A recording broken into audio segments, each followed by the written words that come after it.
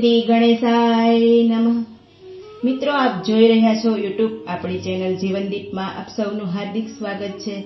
મિત્રો, આજે આપણે આ વિડીયોમાં સાંભળવાના છીએ તારીખ 24 જુલાઈ 2024 બુધવારના દિવસે આજે અષાઢ સુદ કૃષ્ણ પક્ષની ગજાનન સંકટ ચતુર્થી વ્રત કથા મહિમા તથા આ દિવસે ભગવાન શ્રી ગણેશનું કેવી રીતે પૂજન કરવું, વિધિ કરવી તે બધું આપણે જાણીશું અને સાથે સાથે ચંદ્રોદયનો સમય તથા આ દિવસે કરવાના શુભ કાર્યો વિશે પણ જાણીશું।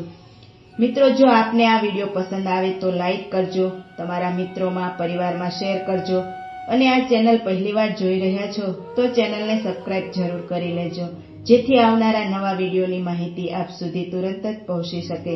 ધન્યવાદ મિત્રો। વિઘ્નેશ્વરાય વરદાય સુરપ્રિયાય લંબોદરાય સકલાય જગત્વિતાય નાગાનનાથાય શ્રુતિયજ્ઞ વિભૂષિતાય ગૌરીસુતાય ગણનાથ નમો નમસ્તે। બોલો શ્રી ગણપતિ ગજાનંદની જય।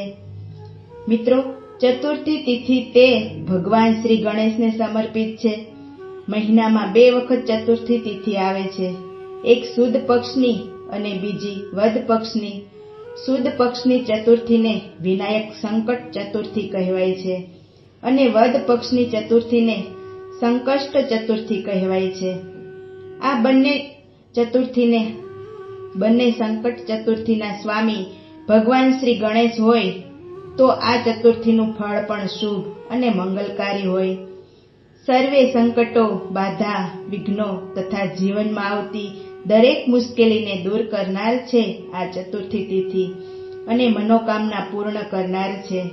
ભગવાન શ્રી ગણેશનો આ દિવસે વિધિ વિધાનથી પૂજન કરીને ભક્તો મનોવાંછિત ફળની પ્રાપ્તિ કરે છે અને સાથે સાથે ભગવાન શ્રી ગણેશજીની પ્રસન્નતા પ્રાપ્ત કરે છે।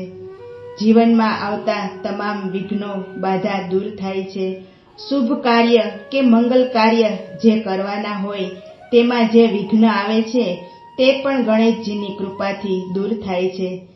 સંકષ્ટ ચતુર્થીનું વ્રત કરવાથી સંકષ્ટ ચતુર્થીનું નામ જ સાર્થક કરે છે કે સંકટો દૂર કરનાર ભગવાન શ્રી ગણેશને સંકટ ચતુર્થી તિથિ ખૂબ જ પ્રિય છે, કારણ કે ભગવાન શ્રી ગણેશનો જન્મ ચતુર્થીના દિવસે થયો હતો। ભગવાન શ્રી ગણેશના લગ્ન પણ ચતુર્થી તિથિએ થયેલા અને ભગવાન શ્રી ગણેશની ઘરે જન્મેલા બાળકો લાભ, શુભ આદિ પણ ચતુર્થી તિથિને દિવસે જન્મેલા છે। એટલા માટે ચતુર્થી તિથિને ખૂબ જ શુભ માનવામાં આવે છે। ભગવાનની પૂજા માટે સૌ પ્રથમ આપણે આ ચતુર્થી તિથિના મુહૂર્ત વિશે જાણી લઈએ કે આ ચતુર્થી તિથિનો પ્રારંભ ક્યારે થાય છે અને ભગવાન શ્રી ગણેશનું પૂજન ક્યારે કરવું તથા ચંદ્રોદયનો સમય શું છે તે આપણે જાણીએ। મિત્રો, આપણા હિન્દુ પંચાંગ અનુસાર ચતુર્થી તિથિનો પ્રારંભ થાય છે તારીખ 24 જુલાઈ 2024 બુધવારે સવારે 7:30 અને જે આ તિથિ પૂર્ણ થાય છે 25 જુલાઈ 2024 સવારે 4:19। મિત્રો, ઉદયા તિથિ અનુસાર ગજાનન સંકષ્ટ ચતુર્થી 24 જુલાઈ બુધવારે ઉજવવામાં આવશે, કારણ કે ચતુર્થી તિથિ 25 જુલાઈના રોજ સવારે સૂર્યોદય પહેલા સમાપ્ત થઈ જશે।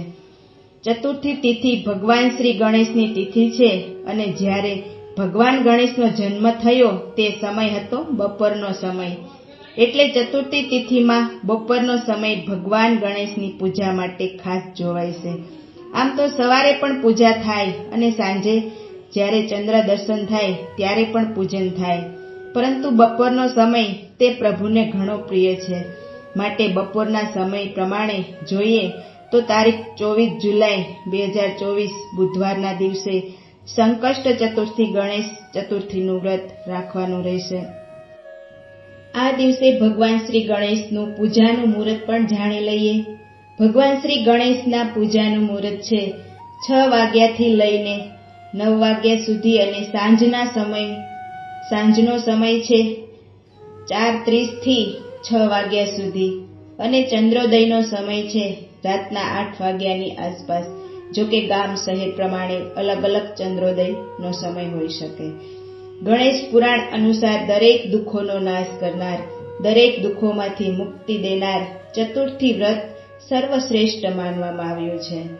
જેમ ભગવાન શ્રી નારાયણને એકાદશીનું વ્રત અત્યંત પ્રિય છે, જેમ માતા ગૌરીને અષ્ટમી તિથિ પ્રિય છે અને ભગવાન ભોળાનાથ તેને તેરસની તિથિ પ્રદોષીની તિથિ પ્રિય છે, હનુમાનજીને નવમી તિથિ, એ જ રીતે ભગવાન શ્રી ગણેશને આ ચતુર્થી તિથિ પ્રિય છે.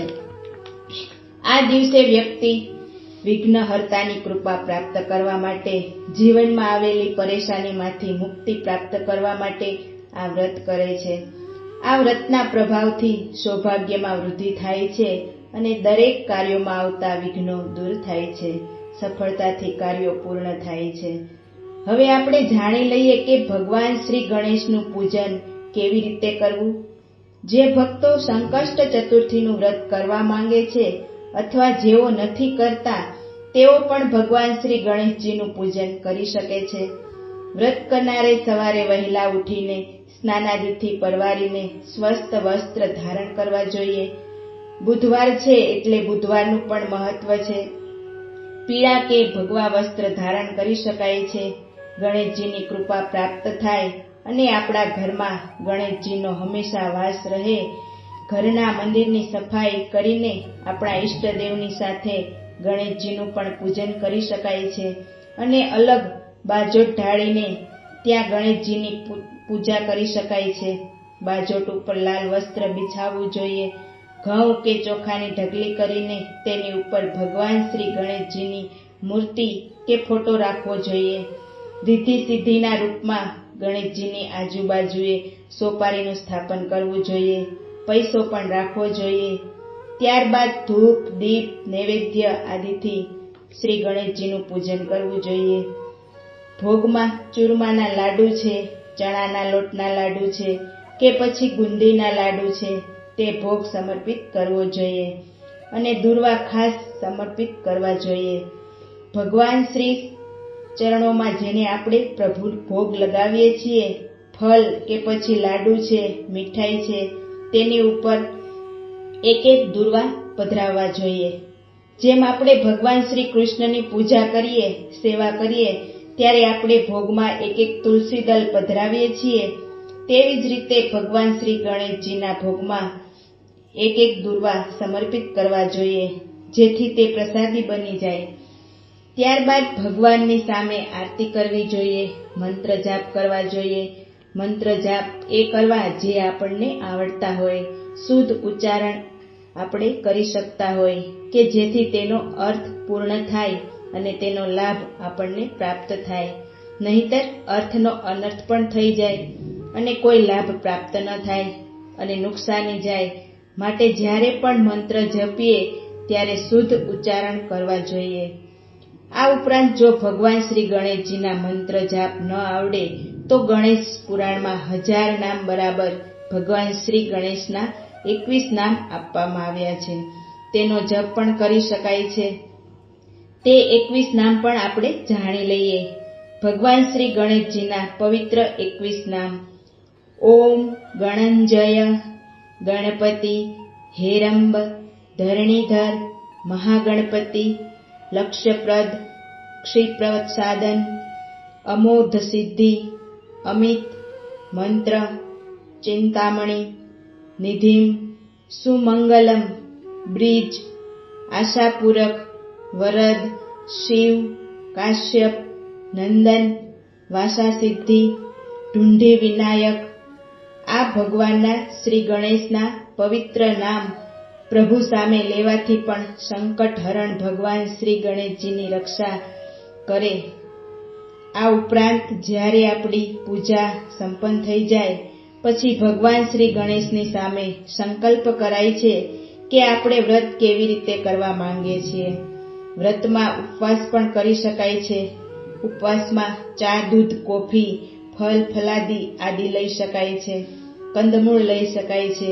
અને જે ભક્તો વ્રતમાં એક ટાઈમ ભોજન લેશે તે સાંજે ચંદ્ર દર્શન થઈ જાય પછી ભોજન લઈ શકે છે. એ સાત્વિક ભોજન હોવું જોઈએ. આ વ્રત એક દિવસનું જ હોય છે. જ્યારે રાત્રિના ચંદ્ર દર્શન થઈ જાય છે ત્યારે વ્રત પૂર્ણ થાય છે. ભગવાન શ્રી ગણેશની સામે પ્રાર્થના કરવી, ભૂલચૂક ક્ષમા માંગવી તથા દક્ષિણા અર્પણ કરવી સ્વાભાવિક છે કે આપણે રાત્રિના સમયે ચંદ્ર દર્શન કરીએ પછી એક ટાઈમ ભોજન લઈએ અથવા ફળ ફલાદી લઈએ, ત્યાર પછી આપણે દાન પુણ્ય ન કરી શકીએ.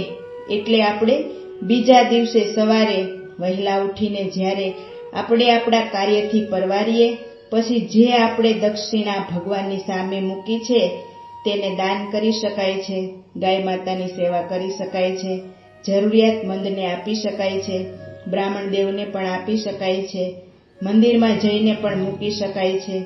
આ રીતે ભગવાન શ્રી ગણેશની ખૂબ જ સરળતાથી પૂજા સંપન્ન થાય છે. આ વ્રત ભગવાન શ્રી ગણેશનું વ્રત છે, માટે આ વ્રત ઘણું સાદું અને સહેલું છે. જે બહેનો માસિક ધર્મમાં હોય, પૂજા ન કરી શકતા હોય, ઘરમાં કોઈ અડચણ હોય તો પણ વ્રત કરી શકાય છે. ભગવાનની પૂજા ન કરવી, મનમાં પ્રભુ સ્મરણ કરવું, મંત્ર જાપ કરવા, સ્તુતિ કરી શકાય. ભગવાન શ્રી ગણેશનું સંકટનાશક સ્તોત્ર છે, અર્થવ્ય શીર્ષ છે, 1000 નામ છે તે પાઠ કરી શકાય છે. અથવા આપણે જે સાંભળ્યા ભગવાન શ્રી ગણેશના 21 નામ જેનો મંત્ર જપ કરી શકાય છે. પ્રભુ ઘણા દયાળુ છે, તુરત જ પ્રસન્ન થઈ જનારા દેવતા છે. આવી રીતે પ્રભુનું પૂજન કરીને ત્યારબાદ કથા અવશ્ય સાંભળવી જોઈએ. વ્રત કથા સાંભળવાથી વ્રતનું પુણ્ય ફળ લાભ પ્રાપ્ત થાય છે. તો મિત્રો, આપણે સાંભળ્યું ભગવાન શ્રી ગણેશની સંકષ્ટ ચતુર્થીના વ્રત વિધિ, મહિમા, મુહૂર્ત. હવે આપણે સાંભળીએ ભગવાન શ્રી ગણેશની આ સંકષ્ટ ચતુર્થીની વ્રત કથા. બોલો ભગવાન રિદ્ધિ સિદ્ધિના દાતા શ્રી ગજાનંદની જય. દ્વાપર યુગની વાત છે. દ્વાપર યુગમાં મહિસ્મતી નગરીના રાજા મહિર્જિત થઈ ગયા. તે બહાદુર, નીડર, સેવાભાવી તથા પ્રજાનું લાલન પાલન કરનારા મહાન પરાક્રમી રાજા હતા. તે પોતાની પ્રજાને પોતાના પુત્ર સમાન, સંતાન સમાન પ્રેમ કરતા હતા. આવા દયાળુ રાજાને એક જ વાતનું દુઃખ હતું. એ દુઃખ એને જંપીને બેસવા ન દેતું, પૂરું ખાવા ન દેતું, રાત્રે ઊંઘવા દે નહીં. એ દુઃખ હતું શેર માટીની ખોટ. એમને કોઈ સંતાન ન હતું. આથી તેમને રાજમહેલમાં પણ સુખ મળતું નહીં. રાજાને જરાય ગમતું નહીં. વેદો તથા શાસ્ત્રોમાંની સંતાન મનુષ્ય જીવનનું નિર્થક માનવામાં આવ્યું છે. સંતાન વગરનું જીવન નિર્થક હોય છે. જો સંતાન વિહોણી વ્યક્તિ પોતાના પૂર્વજોને જલ દાન કરે તો તે જલને ગરમ જલના રૂપમાં ગ્રહણ કરે છે. આવા વિચારો કરવામાં જ રાજાનો ઘણો ખરો સમય પસાર થઈ જતો. તેને પોતાને ઘેર પારણું બંધાય એ આશાથી ઘણું પુણ્યદાન, વસ્ત્રદાન કર્યું, કેટલાય યજ્ઞો કર્યા, બ્રાહ્મણોને પણ ભોજન કરાવ્યું અને દાન પુણ્ય કરીને સંતુષ્ટ કર્યા. સાધુ સંતોને જમાડીને આશીષ મેળવ્યા. છતાં પણ રાજાને સંતાન પ્રાપ્તિ ન થઈ. તેની ઉંમર પણ વધતી જતી હતી. આથી તેમણે ગામના વિદ્વાનો, બ્રાહ્મણો તથા પ્રજાની સાથે સલાહ મંત્રણા કરી રાજાએ કહ્યું, હે પ્રિયજનો, હે પ્રજાજનો, મારે સંતાન નથી. હવે મારી શી ગતિ થશે? મેં મારા જીવનમાં ક્યારેય પણ ભૂલે ચૂકે કોઈ પણ જાતનું પાપ કર્યું નથી. મેં ક્યારેય અત્યાચાર કરીને કે ધમાક ધમકીથી ધન ભેગું કર્યું નથી. મેં હંમેશા મારા સંતાનની જેમ મારી પ્રજાને પ્રેમ કર્યો છે. પ્રજાને જરા પણ દુઃખ પડવા દીધું નથી. મેં ધર્મના માર્ગે ચાલીને રાજ્ય કર્યું છે. મેં હંમેશા સાચા અપરાધીને, ચોરને, લૂંટારાઓને દંડ આપ્યો છે, સજા કરી છે. નિર્દોષનો તો વાળ પણ વાંકો થવા દીધો નથી. મિત્રોને પૂજ્ય ભાવથી ભોજન કરાવ્યું છે. ગાય બ્રાહ્મણનું હિત ઈચ્છીને સજ્જન પુરુષોનું સન્માન કર્યું છે. તે છતાં પણ હે શ્રેષ્ઠ બ્રાહ્મણો, મારે ત્યાં સંતાન નહીં હોવાનું શું કારણ છે તે મને કૃપા કરીને જણાવો. વિદ્વાન બ્રાહ્મણોએ આ રાજાના શબ્દો સાંભળીને કહ્યું, હે રાજન, અમે બધા ભેગા મળીને એવા જ પ્રયાસ કરીશું કે જેથી કરીને આપને ઘરે પારણું બંધાય અને આપના કુળની વૃદ્ધિ થાય. આમ કહીને બધાય ઉપાય વિચારવા લાગ્યા.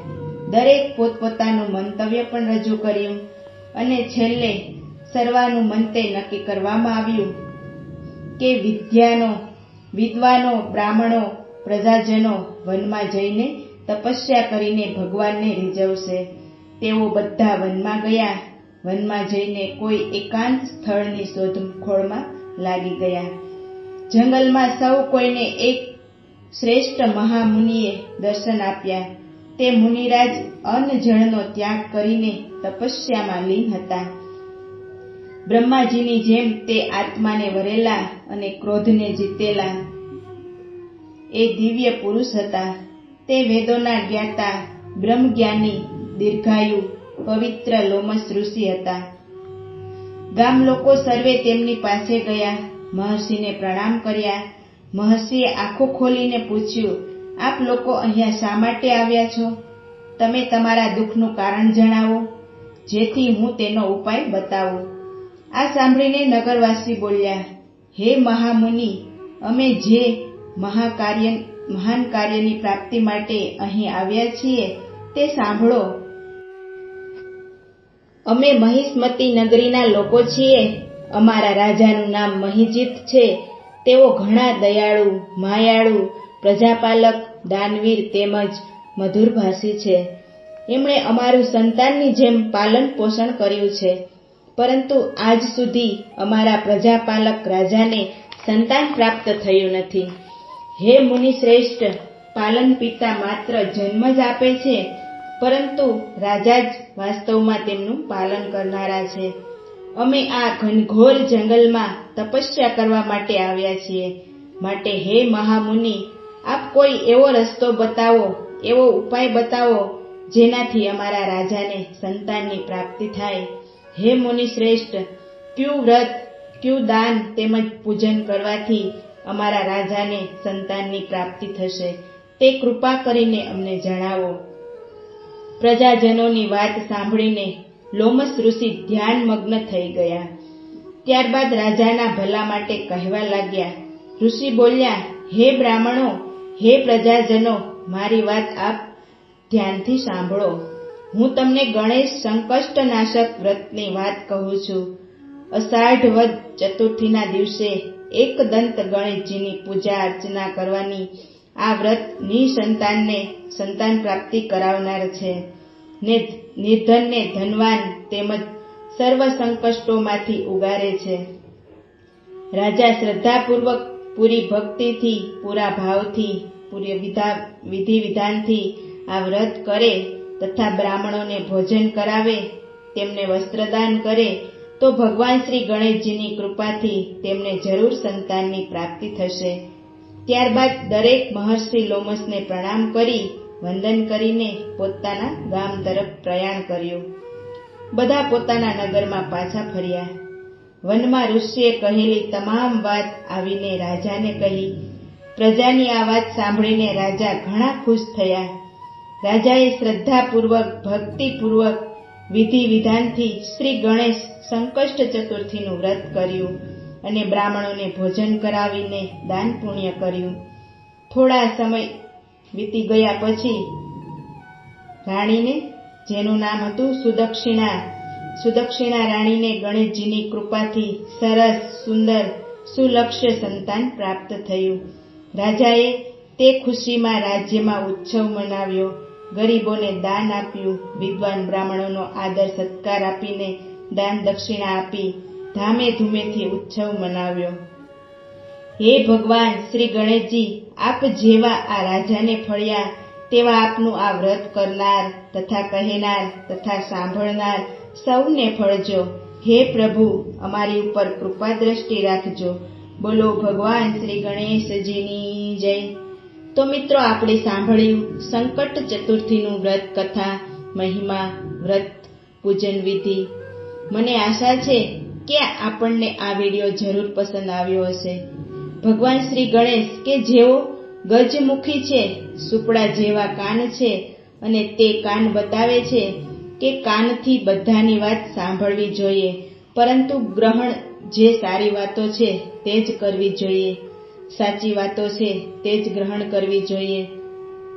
એ જ પ્રમાણે સુપડું પણ આપણે જ્યારે અનાજ સાફ કરીએ છીએ ત્યારે સારી સારી વસ્તુ સુપડાની અંદર રહી જાય છે અને બાકીનો કચરો સુપડું છે તે બહાર ફેંકી દે છે. ગણેશજીની જે ઝીણી ઝીણી આંખો છે તે સૂક્ષ્મ દ્રષ્ટિ બતાવે છે, પ્રેરણા આપે છે, જે સૂક્ષ્મ નજરથી દરેક વસ્તુને નિહાળવી જોઈએ. સૂક્ષ્મતા એટલે કે સમજી વિચારીને કાર્ય કરવું જોઈએ. અને નાક સૂંઢ દૂર સુધી સૂંઘવાનું સામર્થ્ય ધરાવે છે. દૂરદર્શિતા છે નાક. તેનો અર્થ છે કે દરેક વસ્તુનું જ્ઞાન પ્રાપ્ત થાય છે. ભગવાન શ્રી ગણેશના 2 દાંત છે, એક પૂર્ણ છે અને એક અપૂર્ણ છે કે થોડોક તૂટેલો છે. જે પૂર્ણ દાંત છે તે શ્રદ્ધાનું પ્રતીક છે અને જે તૂટેલો દાંત છે તે બુદ્ધિનું પ્રતીક છે. એ પ્રમાણે કે જીવનમાં બુદ્ધિ ઓછી હોય તો ચાલશે, પરંતુ ઈશ્વર પ્રતિ પુણ્ય વિશ્વાસ રાખવો જોઈએ, જેવી જીવન સરળ થઈ જાય. ભગવાન શ્રી ગણેશનું મોટું પેટ તે બતાવે છે કે પેટ ગાગર જેવડું નાનું નહીં, પરંતુ સાગર જેવું વિશાળ હોવું જોઈએ, જેનાથી સારી નરસી બધી વાતો સામેલ થાય અને એની શક્તિ પણ પ્રાપ્ત થાય, આપણા પેટમાં પચી જાય. જો પેટમાં ન પચે તો એ વસ્તુ મુખ ઉપર આવી જાય છે અને મારી તારી સૌ કાંઈ થઈ જાય છે. પારકી પંચાત શરૂ થાય છે. તેનાથી ગ્રહો પણ અશુભ પરિણામ આપે છે અને આપણું જીવન પણ ખોરવાઈ જાય છે. ગણેશજીના નાના નાના પગ એ બતાવે છે કે ઉતાવળે ચાલવું ન જોઈએ, ધૈર્યપૂર્વક ચાલવું જોઈએ, જીવનમાં વિચારીને ચાલવું જોઈએ. અને ભગવાન શ્રી ગણેશજીના આસપાસ રિદ્ધિ સિદ્ધિ છે તે બતાવે છે કે વ્યક્તિ જો બુદ્ધિનો સદુપયોગ કરે તો તેને સુખ શાંતિ પ્રાપ્ત થાય છે, રિદ્ધિ સિદ્ધિની પ્રાપ્તિ થાય છે અને તેનું જીવન લાભ શુભથી સંપન્ન બને છે અને જીવનમાં સંતોષ પણ પ્રાપ્ત થાય છે. આમ ગણેશજીનું જે સ્વરૂપ છે તે જ આ બધા ગુણોથી સંપન્ન છે, જેથી આપણે પૂજા કરીએ છીએ. આજના શુભ દિવસે આપણે ભગવાન શ્રી ગણેશનું સ્મરણ કરીએ છીએ. આજના શુભ દિવસે આપણે ભગવાન શ્રી ગણેશનું સ્મરણ કરીને સંકટનાશક ગણેશ સ્તોત્રનો પાઠ કરીએ, સાંભળીએ, જેથી ગણેશજીની વિશેષ કૃપા પ્રાપ્ત થાય, સંકટો દૂર થાય અને ગણેશજીના આશીષ પ્રાપ્ત થાય. ગણેશ સ્તોત્રનો પાઠ પણ બોલી શકાય છે. ઓમ વક્રતુંડ મહાકાય સૂર્યકોટિ સમપ્રભ નિર્વિઘ્નમ કુરુ મે દેવ સર્વકાર્યેષુ સર્વદા. બોલો ભગવાન શ્રી ગણેશજીની જય, રિદ્ધિ સિદ્ધિના સ્વામીની જય. મિત્રો, મને સાંભળવા માટે ધન્યવાદ. સર્વ મિત્રોને મારા જય શ્રી કૃષ્ણ.